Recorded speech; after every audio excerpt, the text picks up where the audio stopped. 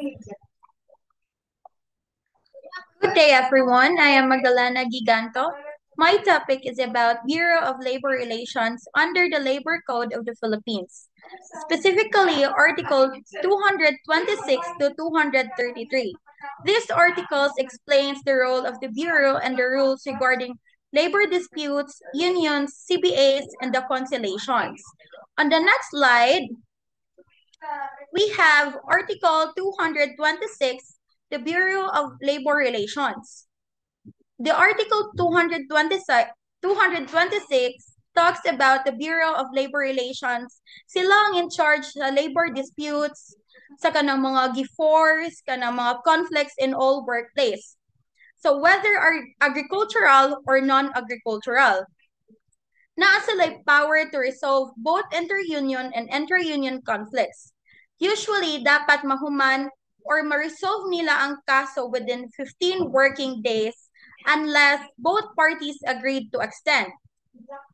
So example, kung naay duha ka union nga gaaway sa isa ka factory, kung kinsa ang legitimate sa isa ka factory, ang bureau ang mo-resolve ana.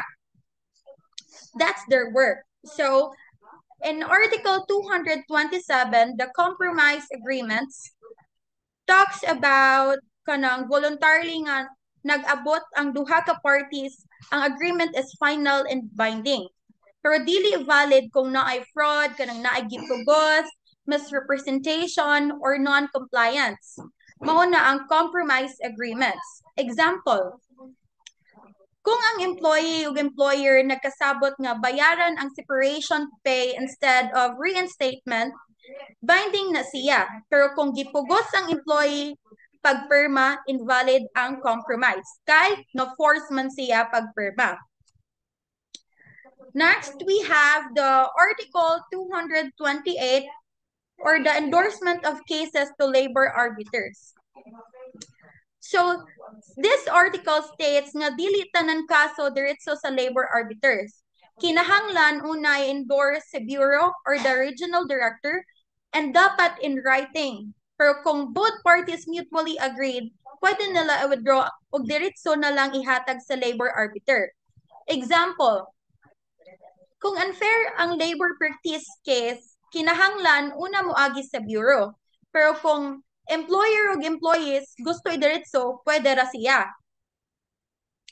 Okay, the next slide, we have the Article 229 or the issuance of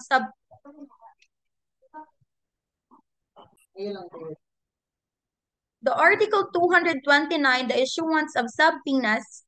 This gives the Bureau power to issue subpoenas, meaning pwede nila ipatawag ang tao or required documents related to the disputes. Example, kung gireklamo nga wala gipakita ang payroll records, ang Bureau pwede sila mag-issue some subpoenas to the employer to bring the documents. And we also have the Article 230, the appointment of Bureau personnel. This article talks about all about personnel. Okay, naaman dyan sa kuan title. So, ang Secretary of Labor pwede mag-appoint og examiners and assistants para mutabang sa bureau. Example, kung daghan kayo pending cases, kinahanglan og additional staff para paspas ang proseso. While we also have the Article 231, the Registry of Unions and CBAs. This explains nga ang Bureau nag-keep og registry sa unions and CBAs. Ang CBA dapat is-submit within 30 days of registration with at least 1,000 pesos. Records dapat accessible pero if confidential and sensitive kay dili siya accessible. Example, kung new union dapat sila mo-register. Ang registration fee is 1,000 peso. Kung naa sila salary increase agreement as part of the CBA, kinahanglan i-submit within 30 days. Again, within 30 days. So, in Article 232, the prohibition on certification election. This says nga ang Bureau dili pwede mo entertain sa petition for certification elections if na existing CBA. Kay basin makadisturb sa current agreement. Pero naay exception under the Article 253, 253A, and 256 nga i-discuss sa akong groupmates and the next nga reporter.